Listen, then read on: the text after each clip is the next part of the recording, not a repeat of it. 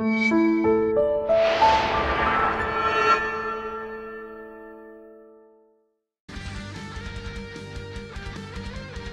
everyone, welcome once again to Bat Chat. I'm Captain Logan. And I'm Steve Baxi.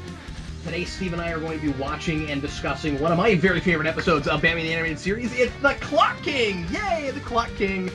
I've been really looking forward to this one, Steve. Oh yes, it's a fun episode, so it's going to be great to hear you talk about it, especially now that we've gotten through so much Arrow with so much Clock King in that show.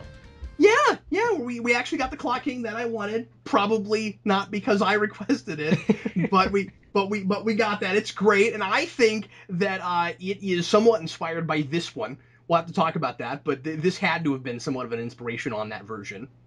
Yeah, we'll have to see, because the one from Arrow borrows more from the Talkman from Suicide Squad, so... Oh, okay, all right. But did that exist before this? Yes, that was the 80s. Oh, what? Okay, all right. See, I don't know that version, so maybe that version was, inspired this version quite a bit. And I'm not saying that they're real close. I just mean in that he's actually kind of menacing. Yes, yeah, I agree to that, yeah. Yeah. All right, so if you want to watch the show with us, and as we're discussing it, and listen to this as a commentary track and not just a video, you can, of course, grab your DVD box set or go to Amazon Prime and make sure that you're watching The Clock King and not any other episode. Be sure to get it to timestamp 0 and get ready to press play as soon as I say now. Here we go, Steve. Are you ready? I'm set. Let's do it. The Clock King. Here we go. Everybody, please press play right now. Let's see what intro we get for this episode. Superman, Batman. Okay. So I've always, at least as long as I've been doing the YouTube channel, I kind of developed a new affinity for the Clock King a few years back, and I have kind of this reputation for being a big fan of the Clock King, but obviously I don't know a lot about the character outside of the couple versions I really like, because I've never been a big Teen Titans buff, so I didn't realize that there was actually a menacing Clock King there. Yeah, or Suicide Squad. He's in Teen Titans a little bit, but mostly in Suicide Squad. Oh, Suicide Squad. Okay. Justice League Unlimited has that great episode Task Force X, which is essentially comic book Clock King of he manages the team and tells them where to go at what time, and it's very kind of Ocean's 11 before Ocean's 11 the remake. That's awesome. Now that being post the season 4 stuff, did they change his? Because I haven't seen that episode. Did they change his outfit much? No, I think it's exactly the same, but it's been a while since I've seen it. Cool. They don't mention anything in connection to this particular episode, though. Yeah, well, it gets kind of silly after this, because when you get into Time Out of Joint, we're actually playing around with, tangible time. Yeah. It's pretty fun. And then the Batman's got an episode where a guy can manipulate time just because he spent so much time staring at clocks. Oh, really? Okay. Yeah, it's a really fun episode. And then, of course, Batman Brave and the Bold did the version with the giant clock 4 ahead. Yes. Oh, yeah, that was great. And I even like the 60s version quite a bit. I have never seen the 60s version. Oh, you should. You should. It, of course, made my top 10. Right. Yeah, I need to sit down and watch that at some point. Although that one did more joking about art than it did time. Right. But there's some fun time stuff in that. Of course, he's got to be an efficiency expert. Yes, it only makes sense. It's kind of fun that he's so stingy all the way through, even when he becomes full on a bad guy. Like he is the definition of OCD, and it's great. Yeah, so much so that he has so much self-discipline that he has a 2-minute coffee break. Yeah. I don't know anyone that drinks their coffee in 2 minutes, but I guess this is the guy. Man, geez, that can't be good for you. That can't be good for you. You suck down something that hot that fast? I don't know. That's not a good idea. Maybe he's a cold coffee man. Yeah, he's drinking a Frappuccino at 3 o'clock? Yeah, exactly. But my schedule, I love that delivery. Yeah. So, of course, a lot of your Batman villains are these really extreme personalities, and I like these characters that will be way too obsessed with a thing that in moderation is, of course, a good idea. Yeah. You should have some self-discipline. You should care about efficiency, and I really like this idea of if you have complete control of your schedule, how much freedom do you really have? The idea that, you know, he's a slave to time because he's trying to take so much control. So if you're that extreme about it, you know, the schedule runs you, and so of course it's really his fault that this happens because he's so obsessed with his own schedule and he doesn't know how to get around it. I do think that Mayor Hill's suggestion to him is a little bit weird. Yeah, because he's like, well, why don't you loosen up a little bit and take your break later than normal? Instead of just saying take it for 5 minutes longer or something like that. Yeah, or something like, I mean, the fact that he says go outside makes sense, and I like that that's what he does, and that's, of course, you know, the impetus is that, you know, this is a guy that probably would have known, oh, it's gonna be really windy today, and then like move that around his schedule, but he's being just a little more lax than normal, and so he's not doing that. But wow, that is a very cartoon dog. Oh yes, it is. It's very Scooby-Doo. That's great. And that's a very cartoon judge. Yeah. Look how square his jaw. I mean, I know everybody has square jaws in this show, but wow. Yeah, really. It makes me wonder, for this particular version, what is he trying to save so much time for? Like he's got this master of his schedule thing. He's got, I love that expression. That's so freakazoid. Yeah. But yeah, but before freakazoid even. Yeah, you're right. He's got this compulsion to master time, but I don't know what he's gonna do with all the extra time he saves by being efficient. Like, what's this guy's leisure life even like? What does he do? Well, he does, to be fair, have the sort of job where he might be able to spend all of his waking hours working on it. Yeah, that's true. Because you know, you do have people, you call them OCD. You do have people that are so obsessed with their work lives that they find a way to only work all the time.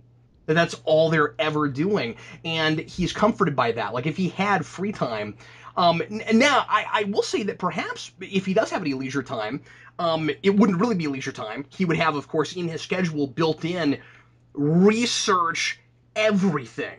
Yeah. Because how could, if he has a schedule where he's spending all of his time working or whatever, how could he possibly have enough time to know all the stuff that he knows? Like, he knows when all the trains are running. Yeah, you're and right. he knows he like later on with the clock tower, he knows exactly how the gears run and when everything happens. I mean, like, you know, that had to have taken time. We also have to assume that in the 7-year interim, he's taken a lot of martial arts classes. Because this guy is incredibly agile. Yes, he is. I know that sounds funny and like I'm just trying to explain a thing that's not really probably explainable. It's just in there, but first of all, of course, we'll see here in a minute, he's going to dive off a building backwards onto a moving train. And yeah, this is a cartoon show, and we don't really have to necessarily have an explanation. It's you know, very heightened comic book. But I'll also say that like this is a match for Batman. And when we get to the end of this, and Batman says, I know he might have survived because I could. Yeah. You have to assume that this guy has done what Bruce Wayne did and gone around the world and trained. Gone around the world in a very scheduled fashion, so he knows exactly how many years he's training for what.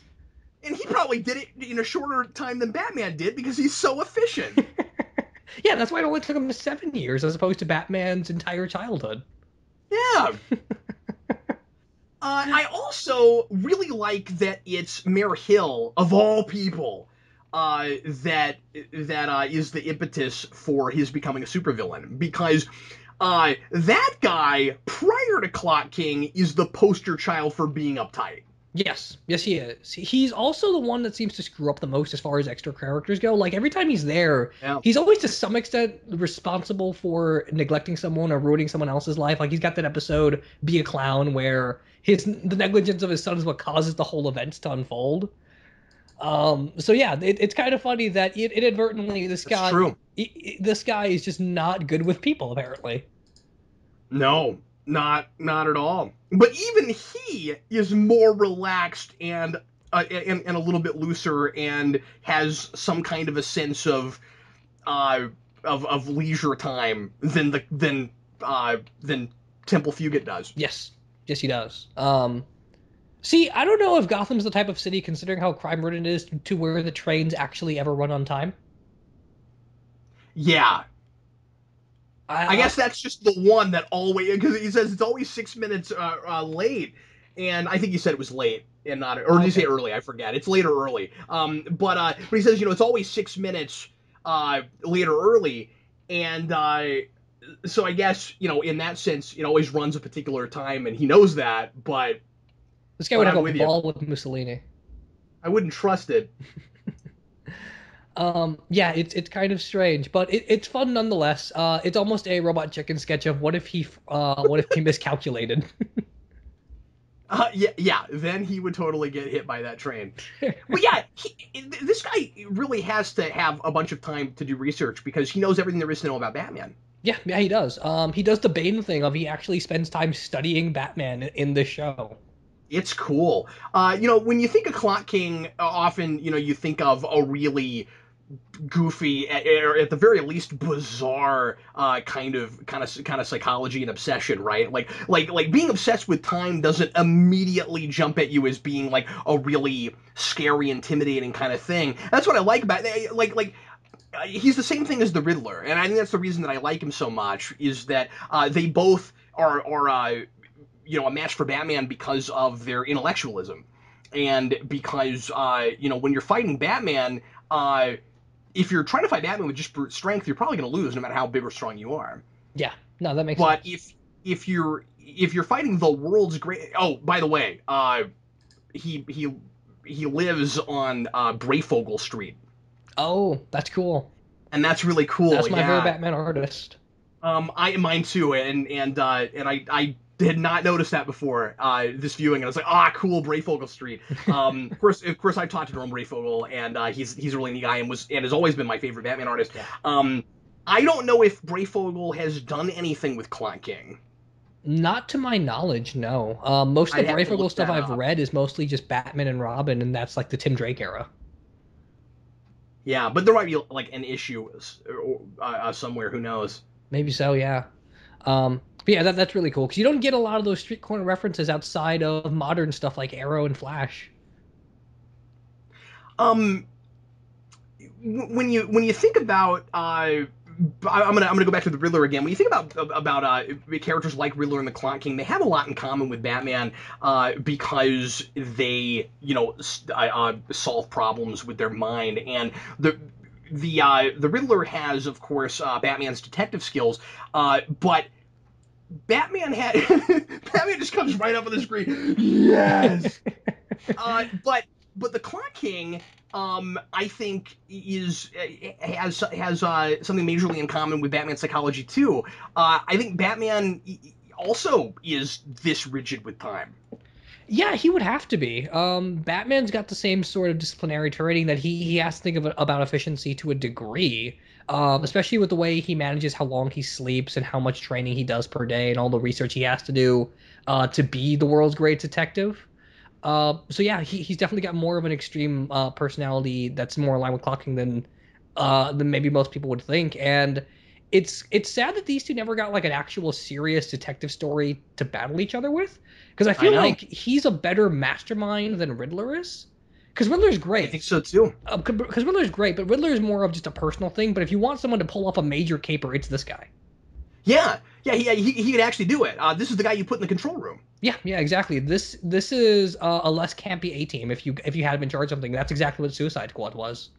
I feel like I want to mention real quick, by the way, that this tape player here is really cool because they've animated it so that it looks like it has those minute hands that are on the Clock King's glasses, and I think that's really cool. I like his minimalist costume.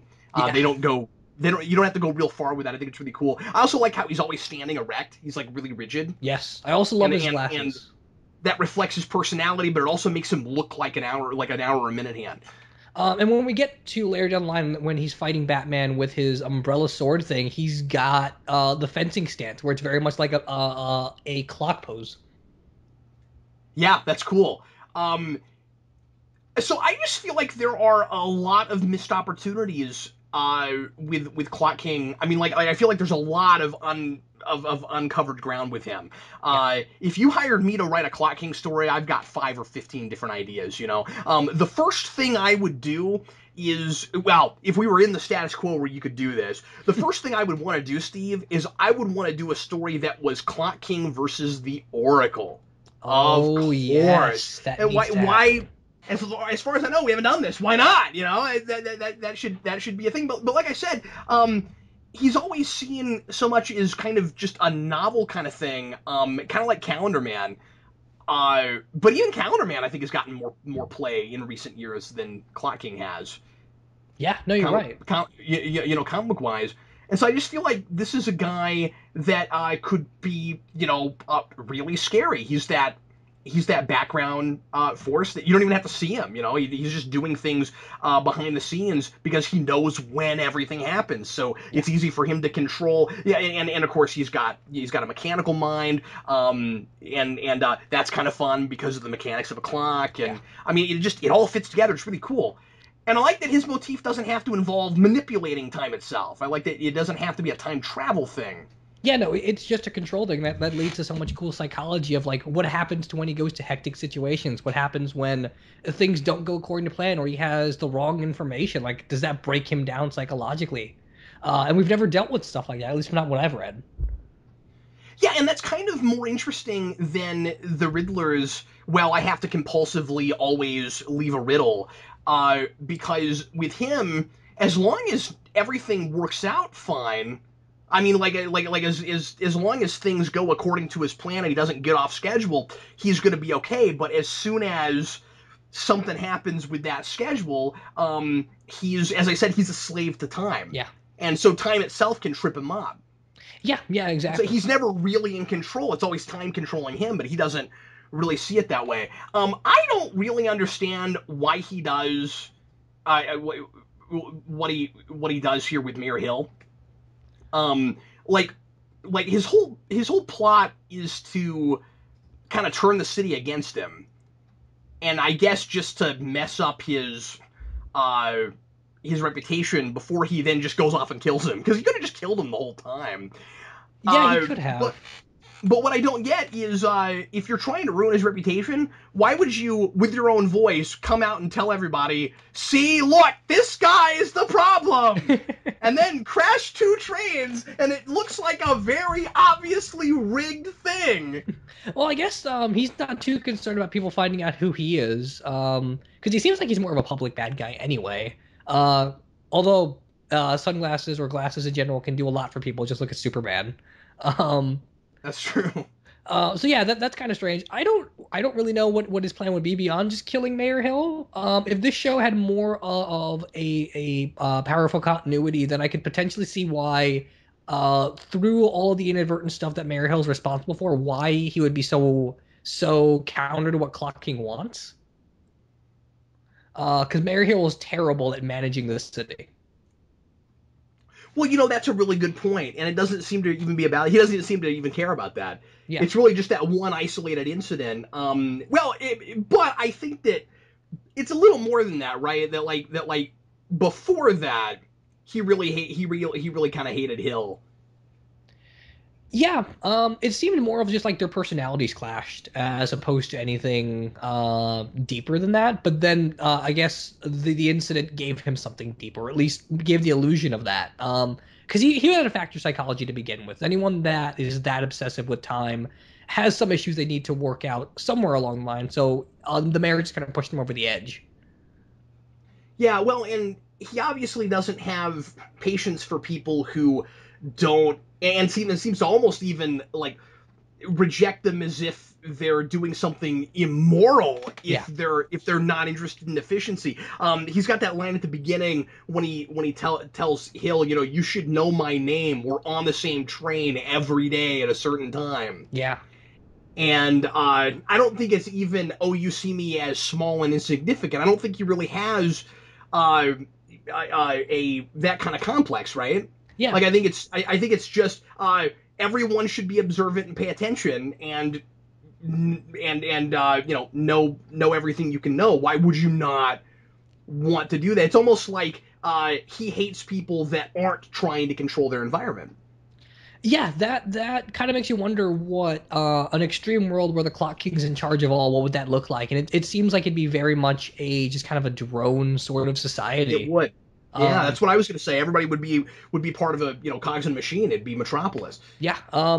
See, now you got me thinking about like some really great story where you could do a Clock King story where right? that talks about his parallels to economics. That the Clock King's obsessed with nothing but efficiency. That's all economics is to a point.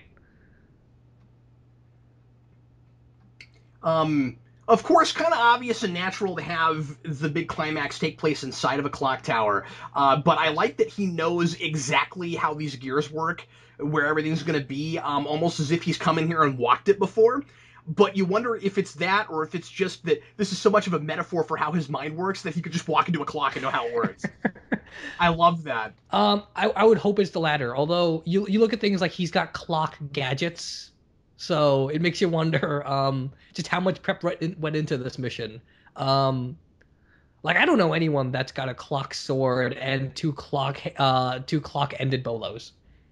He uses time as much of a motif as and an obsession as other villains, to the point where he's trying to be the embodiment of it. So it's not just he's he studied the news footage. Yeah, See, like, there you go. when did he do that? It had to be like 5:20. Study news footage of Batman. So obviously he must have Um, predicted everything that would have happened with Batman up to this point. yeah, exactly. But he wants to be the embodiment of time. Not just to be really efficient, but to the point of he's cold and rigid and just like time is, just like we often think of time, right, Steve? Where Yeah. we think of time as like an unrelenting force, where we're mortals and we're getting older and someday we're all going to die, and time doesn't care. Yeah. It just keeps moving on, and that's how clocking is. And I think his philosophy might be, if I'm not reading too far into this, that if everybody just did that and left each other alone, the world would be a better place. And the problem with Hill is that he tried to help. Yeah, The no, you're problem right. with Hill is that he had to butt into his business, and if everyone was like time and just moved forward like a bullet train. Yeah. And then you even get to the sense of where that philosophy gets skewed because the measurement of time is an artificial concept. So if Yeah, he's so obsessed with right. time, then he has to at a point admit that he's not really being a person as much as he's just inventing something else, and that he's not as a natural part of the universe as much as he'd like to think he is. And so, of course, the thing that Batman has over Clock King is that he has the ability um, to get outside of that schedule. Of course, Yeah. he has the ability to improvise, and he, in an almost literal way, stops time in order to defeat Clock King. And importantly, he makes Clock King stop time itself, which by stopping the gears in the clock. And then there's chaos. Yeah. So the idea is that he has to. Yes, of course, we have to bookend the thing with a time thing. But I like that he forces Clock King to stop time as a way to kind of show how his whole worldview breaks down really easily.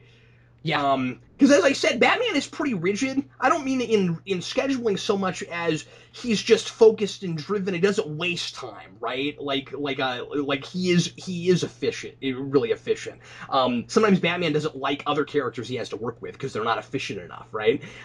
Yeah. That's a joke that comes up a lot in Batman Brave and the Bold, and And Justice he League for sure. yeah, and so what they but where they of course break off is that Batman doesn't have to do everything at a particular time. Every day can be different. It has to when you're fighting crime. Yeah. You Yeah. can't be like 9 o'clock, go stop a burglar. It doesn't work that way. Yeah, and that even gets to how there's different degrees of efficiency, and it's not time management is not the same thing as necessarily being efficient because you couldn't probably Yeah, do your work better if you weren't on a clock. Because you even get some of the things like if he has to file out paperwork, if he has to go to meetings and such, does he have to leave at 2 hours on the dot? Would that sometimes not make things worse than they already are? Just depending on what situation it is in. So Batman's got the exact opposite of it's within the situation for efficiency is what's called for. Whether it's adapting to the circumstances or going somewhere else at a particular time or knowing what to do at a particular moment. But it's not the same thing as just being forced into a schedule because that's not how the rest of the world works. Yeah, and I think adapting is the operative word. That's the thing you've got to be able to do to not be a slave to something else like Clock King is. Yeah, exactly. Um, and it's interesting as well because Batman's very much a slave to his own methods as well. It's just he doesn't have to Sure. be time. Um, and now again, you got me thinking more about ideas for clocking. Steve, I don't know if I like this version now or the Arrow version better. Um, it's tough to say because they are pretty different. Um, Yeah. the Arrow version, particularly drawing from like the comic book stuff, and this one being a very different thing, but just equally as fun and as interesting. And they would even kind of merge them later down the line in this universe. Um, I'll say I like this one's costume a lot better, and the voice actor really helps. Yeah, that's true. I think I like the other one because he can be so ruthless and still have that kind of again as you said sort of OCD thing. He's obsessed with it, but not to the point of he's got this schedule that he has to do everything on a particular hour. You got to wonder though if this version kept that or if it changed a little bit. Um, yeah, that's a good question. See, because Arrow kind of dropped the ball with the Clock King's second appearance, so we never got much into that. Yeah, So it but could very easily come back and fix that, or at least I'm add saying that. even I'm saying like the Temple Fugit character version, like the 7 years later, he's still really high strung and rigid and everything. But does he have the same kind of schedule he did before, or does he just have different things in the written next to the times? You know what I mean? Is it instead of 3 o'clock coffee break, it's 3 o'clock? Kill that guy. Like See, now I want to see him do set his the calendar set the planning. trains. Yeah, exactly. I feel like some of these intellectual Batman character villains really could have come together and made a really fascinating team, and get those dynamics together. Like if you put Clock King, Riddler, and Calendar Man together, Yeah. what would that be like? I mean, that would be really interesting. You got two guys that are all about time, and then like about particular one is just schedules and time in general, and the other one is about days on the calendar. Yeah. And then of course you have the Riddler, and he's got that same kind of obsession of there's this thing I'm compelled to do this particular thing to show everybody I'm smarter than them. Put all that together, I think that could be really cool. Yeah, or even if you do take the Scott Snyder version where he's got this need to make everyone else smarter, and Yeah. that playing into the timing motif. It'd be interesting to see how that would work because I feel like all these characters have their own kind of egotistical problems. So I'm not sure how well they would be able to even compromise with each other. Because Calendar Man Yeah. would have to wait until a specific date to do a thing. Clocking would need a specific time on that day, and then Riddler would have to create a riddle around that time and date. And it would be a really weird work environment for those guys. Yeah, it would probably break down, but I don't know. Wishful thinking, that's a thing I'd love to see. Oh yeah, no, it would definitely be interesting. That would be a team you'd want to see fight the Birds of Prey. Yeah, Uh, yeah, absolutely. yeah, Especially because there's three of them, yeah, exactly. Back in the days when and then Oracle was still leading them. yeah, and then you could find, you pick the Birds of Prey I like, and you got Yeah. the three of them. And then you could find ways to like parallel the personalities and see like which of the Birds of Prey is Calendar Man most like. And I don't know how that works, but that'd be really interesting. Well, anyway, I could talk about this all day. We're gonna go ahead and get going. But everybody, thanks as always for watching Bat Chat. Sure appreciate it. Tell us what you think about this particular episode and about Clock King as a villain in general. I'm gonna have to check out the Suicide Squad version. I feel really remiss in not even realizing that was such a different kind of version. I'm gonna have to look into that, and that would explain probably why they used him when they did in Arrow, because they were really Suicide Squad heavy right then. Yeah, and I had a feeling if they had the rights to keep going without the film, they probably would have roped him into the Suicide Squad eventually and did that comic book stuff. Yeah, yeah. It's a what could have been. Yeah. It's kind of sad some of that stuff that they lost for that show. Next time we're doing Appointment in Crime Alley, which I know is one of Steve's favorites. Yes, it's great. It's the only thing where Leslie Tompkins is not annoying in the Batman mythology. In all of it, just all of the Batman mythology? Pretty much. There's that one time she appears and doesn't speak, and that one's all right. We've got 3 more great episodes in a row, and then we're on to season 2. Wow, already almost done with this box, Steve. So that's really exciting, folks. If you've been keeping up with the show since the beginning, or at all, we sure appreciate it. But thanks a lot for sticking around with us and helping us get through Batman the Animated Series. We'll see you again next week. I am Captain Logan. And I'm Steve Baxi.